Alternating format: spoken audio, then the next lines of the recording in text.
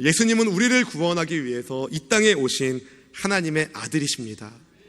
그분은 사망의 권세 아래 있었던 저와 여러분을 건져주시기 위해서 이 땅에 오셨고 십자가 위에서 우리를 대신해서 자기 생명을 속죄 제물로 바치셨습니다.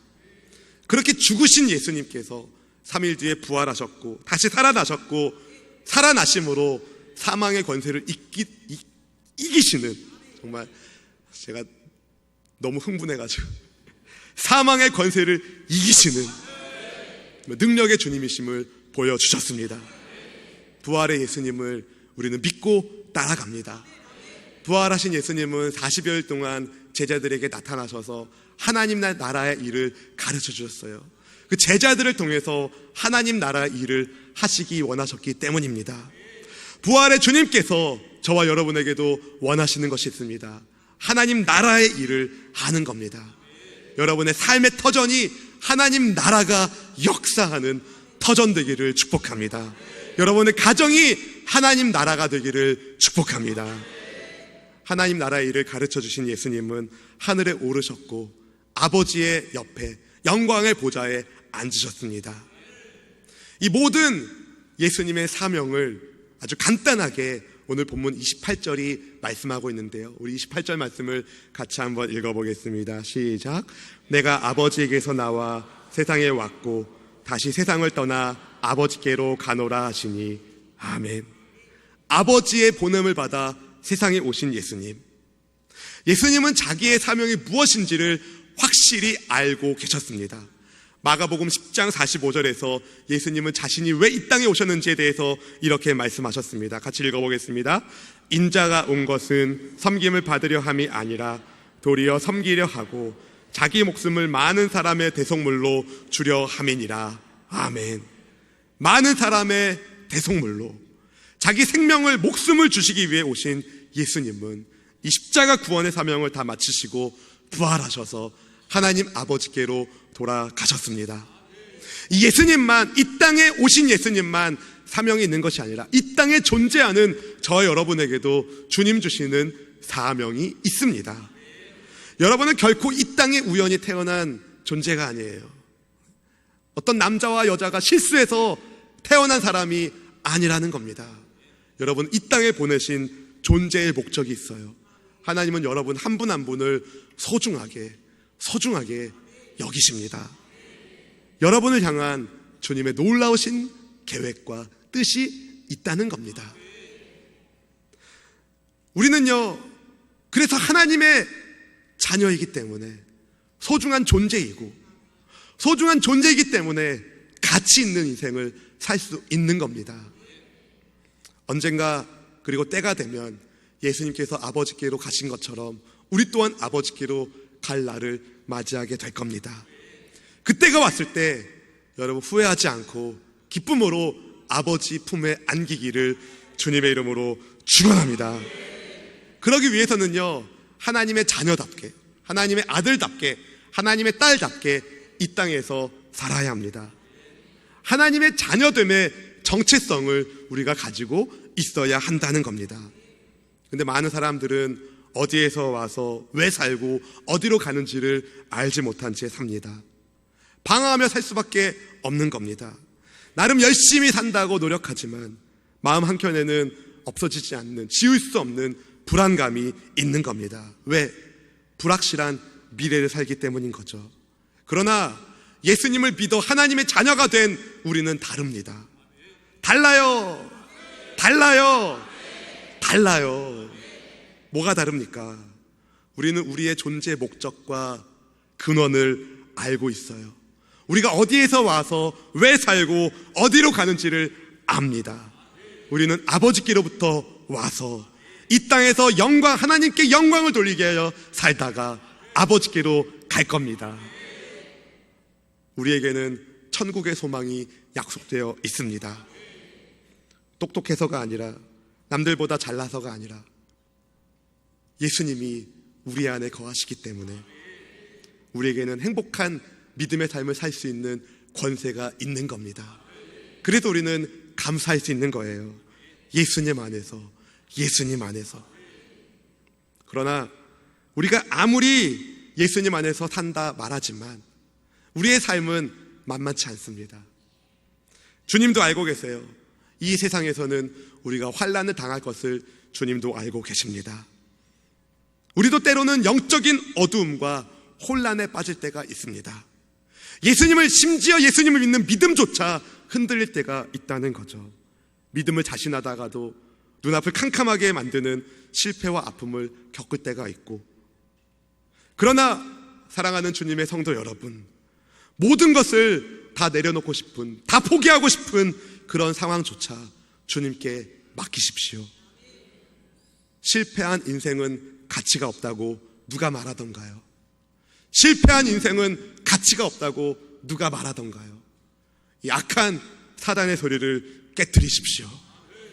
주님은 결코 하나님의 자녀인 여러분을 포기하지 않으십니다.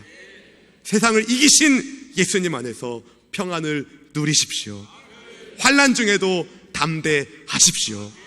우리 주 예수님은 저와 여러분에게 생명도 주시는 승리의 주가 되십니다. 오늘 본문에서 예수님의 제자들은 믿음을 자신했어요. 야, 우리가 예수님께서 어디서 오신 분인지를 확실히 알겠습니다. 마치 예수님의 모든 말씀을 다 깨달은 것처럼 자부하며 믿음을 자신합니다. 본문 29절 30절 말씀을 같이 한번 읽어보겠습니다. 제자들이 말하되 지금은 밝히 말씀하시고 아무 비유로도 하지 아니하시니 우리가 지금에야 주께서 모든 것을 아시고 또 사람의 물음을 기다리시지 않는 줄 아나이다. 이로써 하나님께로부터 나오심을 우리가 믿사옵나이다. 아멘. 여기서 사람의 물음을 예수님께서 기다리지 않는다는 것은 사람들이 미처 질문을 하기 이전에 예수님이 이미 무슨 질문을 할 것인지를 안다는 말씀입니다. 이렇다는 것은 예수님께서 특별한 통찰력, 신적 지혜를 갖고 있는 특별한 분인 것을 제자들이 고백하고 있는 겁니다. 실제로 제자들은 예수님께서 하나님께로부터 오신 분임을 믿었습니다. 그래서 때로는 놀라운 믿음의 고백을 하기도 했어요. 가이사랴 빌립보 지역에서 시몬 베드로가 예수님께 이렇게 고백하지 않았습니까? 우리 마태복음 16장 16절 말씀 같이 읽어보겠습니다. 시몬 베드로가 대답하여 이르되 주는 그리스도시요 살아계신 하나님의 아들이시니이다. 아멘. 정말 놀라운 고백을 합니다. 또 한 번만이 아니에요. 요한복음 6장 68절 69절은 이렇게 고백합니다. 같이 읽어보겠습니다. 시몬 베드로가 대답하되 주여 영생의 말씀이 주께 있사오니 우리가 누구에게로 가오리이까? 우리가 주는 하나님의 거룩하신 자인 줄 믿고 알았사옵나이다. 아멘. 정말 아멘이 되는 신앙의 고백을 제자들을 대표해서 베드로가 한 겁니다. 그러나 이런 이들의 고백 뒤에 주님은 알고 계셨어요. 그들의 믿음이 연약하다는 것을. 주는 그리스도시요 살아계신 하나님의 아들입니다. 이 놀라운 고백을 베드로가 했지만 곧 이어서 예수님께서 많은 고난을 당하시고 죽으시고 3일 뒤에 부활하신다는 말씀을 했을 때에 베드로는 예수님을 붙잡고 그러면 안 됩니다. 그러면 안 됩니다. 어디서 그런 소리를 하십니까? 예수님을 향하여 꾸짖는 말을 베드로가 주님께 합니다. 이에 대해서 예수님은 베드로를 꾸짖으시면서 말씀하시죠. 사탄아, 내 뒤로 물러가라. 너는 하나님의 일을 생각하지 않는구나. 사람의 일을 생각하는도다. 이렇게 베드로를 꾸짖으셨습니다. 또 요한복음 6장에서 우리는 주는 하나님의 거룩하신 자인 줄 믿고 알았습니다 라는 고백을 예수님께 제자들이 했는데, 그런 제자들을 향하여 예수님이 말씀하시죠. 너희 중 하나는 마귀다. 무엇을 말해줍니까?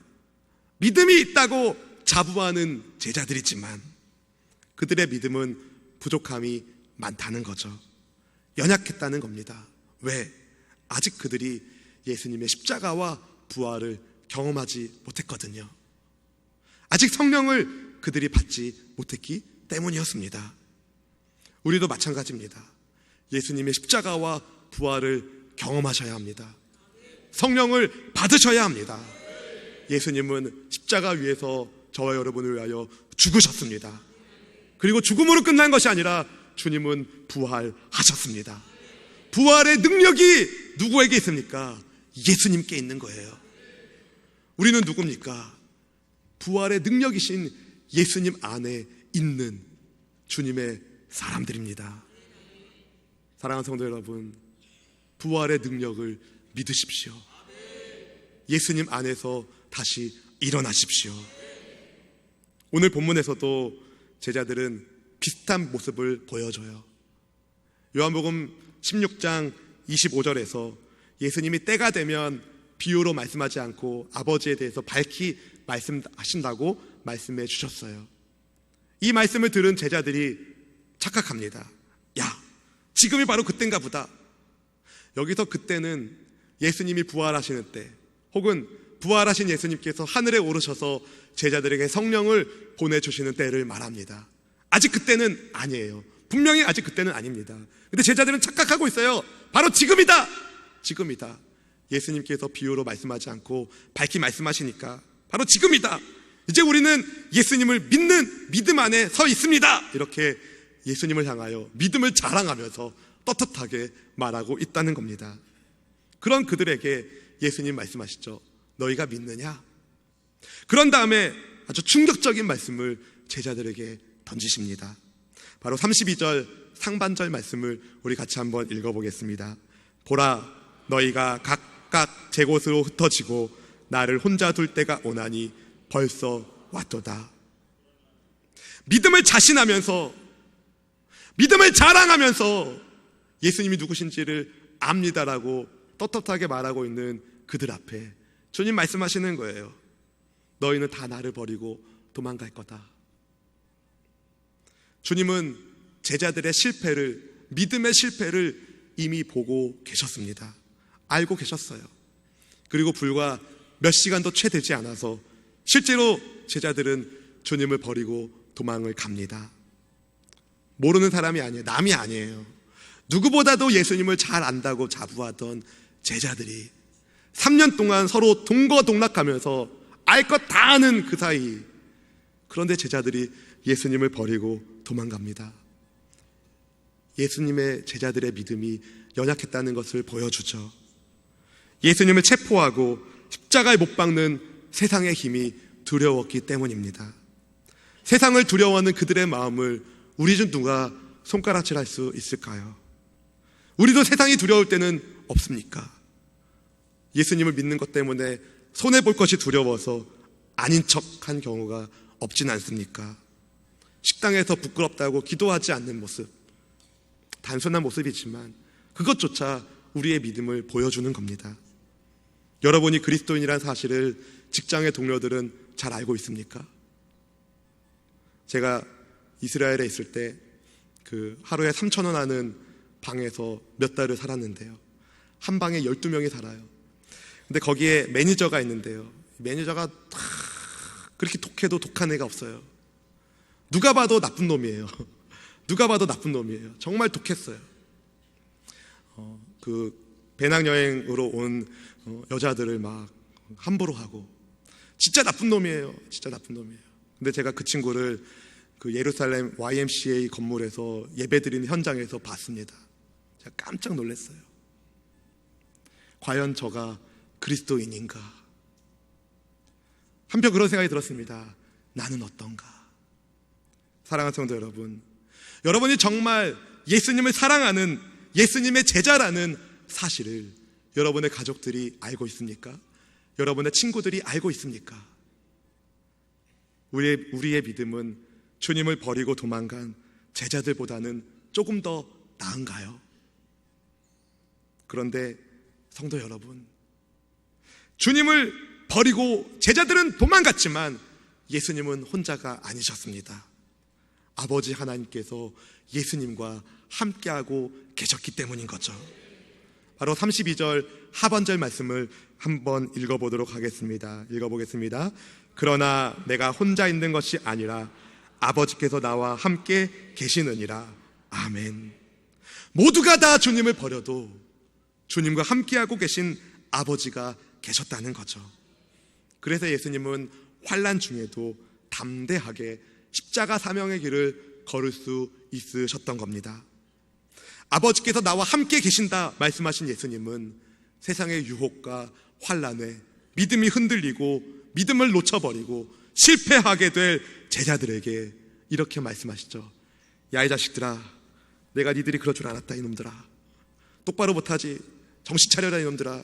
그렇게 말씀 안 하셨어요. 33절, 예수님은 오히려 그들에게 평안을 약속하십니다. 믿음을 주시겠다고, 담대하라고 약속의 말씀을 주십니다. 우리 33절 말씀을 같이 읽어보겠습니다. 이것을 너희에게 이르는 것은 너희로 내 안에서 평안을 누리게 하려 함이라. 세상에서는 너희가 환난을 당하나 담대하라. 내가 세상을 이기었노라. 아멘. 저는 이 말씀을 일주일 동안 묵상하면서 제자들의 연약한 믿음을 보시면서도 내 안에서 평안을 누리라 약속하시는 예수님의 사랑을 봅니다. 우리 역시, 저 역시 믿음의 연약함 속에서 절망하고 낙심할 때가 있습니다. 그런 우리에게 주께서 말씀하시는 거예요. 내 안에서 평안을 누려라. 세상에서 너희가 환난을 당했니? 그러나 걱정하지 말아라. 담대해라. 내가 세상을 이겼다. 그러니 내 안에서 평안을 누려라. 정말 놀라운 말씀입니다. 실패한 인생들에게, 세상의 유혹과 환난으로 믿음이 무너져인 이들에게 주님이 말씀하시는 거죠. 괜찮아. 내 안에 있으면 괜찮아. 내 안에서 평안을 누려. 다시 일어나. 담대해. 내가 세상을 이겼으니까 다시 시작하자. 지금 주님이 그 말씀을, 그 약속의 말씀을 제자들에게 주시는 거예요. 겉으로 보기에 예수님의 십자가는 패배한 것처럼 보입니다. 주님께서 진 것처럼 보입니다. 그러나 주님은 죽음에서 부활하셔서 다시 살아나셔서 세상을 완벽하게 이겨 놓으셨습니다. 여기서 내가 세상을 이겼노라 라는 이 단어에서 이겼다는 단어는요, 완료형으로 쓰여졌어요.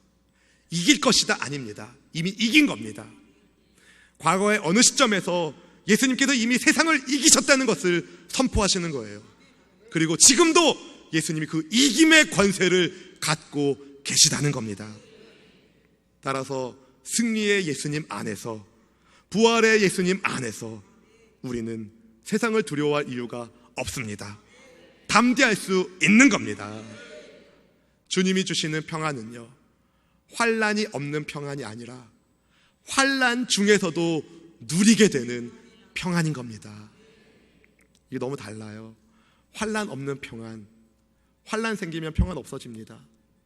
그러나 환난 중에도 부어주시는 예수님의 평안, 언제나 주 안에서 평안을 누릴 수 있는 겁니다.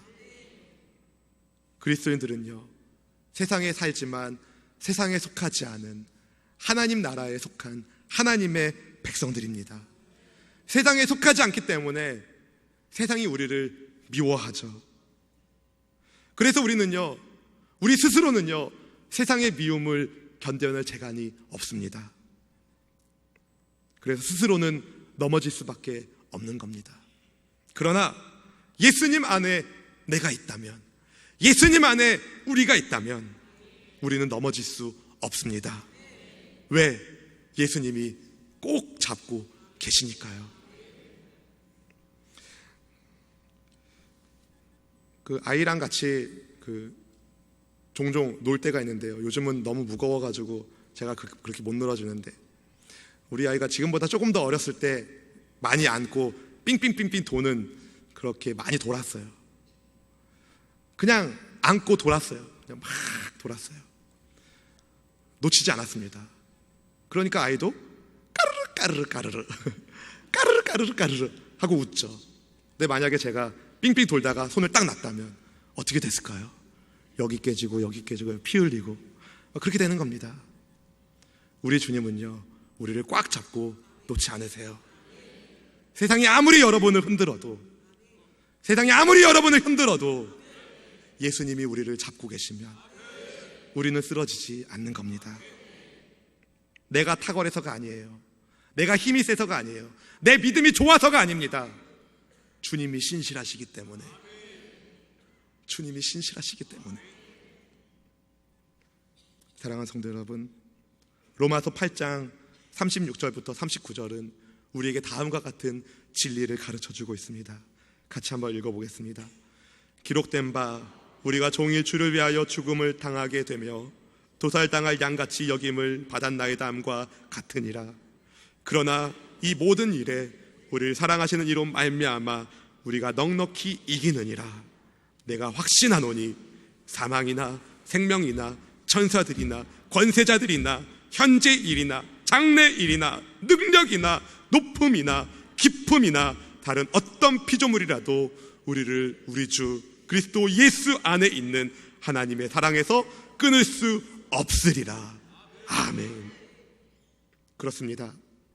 세상에서 우리는 도살당한 양처럼 위협을 받기도 합니다. 어두운 세상에 속하지 않기 때문에 세상이 우리를 박해하는 거죠. 그러나 우리는 우리를 사랑하시는 예수님으로 인해서 넉넉히 이깁니다. 하나님의 사랑에서 예수님 안에 있는 우리를, 예수님 안에 있는 하나님의 사랑에서 끊을 자가 아무도 없기 때문인 거죠. 사랑하는 성도 여러분, 세상을 이기신 예수님께서 여러분에게 말씀하십니다. 환난 당하고 있는 너 누구누구야, 담대해라. 내가 세상을 이겼노라. 세상에서 실패하고 절망하고 낙심한 너 누구누구야, 담대해라. 내가 너와 함께한다. 여기서 담대하라는 단어는요, 현재 시제 명령형으로 쓰였는데요, 무슨 의미냐? 계속해서 용기를 내라는 겁니다. 계속해서 용기를 내라. 예수님을 믿는 믿음 안에서 용기를 내라는 겁니다. 예수님이 함께 하시니까. 예수님이 함께 하시니까.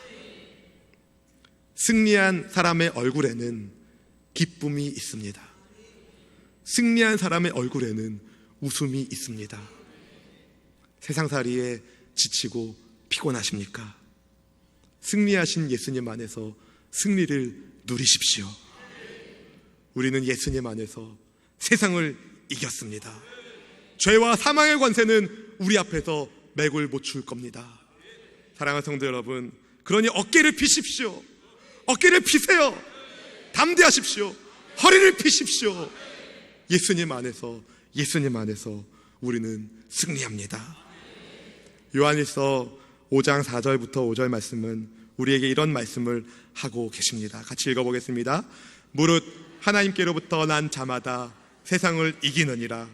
세상을 이기는 승리는 이것이니 우리의 믿음이니라. 예수께서 하나님의 아들이심을 믿는 자가 아니면 세상을 이기는 자가 누구랴? 예수님께서 하나님의 아들이신 것을 믿는 사람, 그분이 나를 위하여 생명조차 아끼지 않고 주셨다는 것을 믿는 그 사람, 생명을 아끼지 않고 주신 그분이 사망 권세를 발로 짓이겨 버리시고 무덤의 문을 여시고 부활하신 능력의 주님의 것을 믿는 그 사람, 우리는 세상을 이기는 사람이 됩니다. 그러니 제발 부활의 예수님의 손을 잡으십시오. 예수님의 손을 잡으세요. 언제까지 절망하며 낙심하며 좌절하고 아파하실 겁니까? 이제는 예수님의 손을 잡으세요. 그분 손에 난 못자국을 만져보세요. 그분의 손에 난 못자국은 패배가 아니라 승리를 말하고 있으며, 미움이 아니라 사랑을 말하고 있으며, 실패가 아니라 성공을 말하고 있으며, 낙심이 아니라 소망을 말해줍니다. 그러니 이제 우리 그 손에 못자국 만지며 부활의 주님의 손을 꼭 붙잡고 이 세상에서 담대하게 예수님을 믿는 사람답게 그렇게 함께 걸어갑시다. 주님이 함께 하십니다.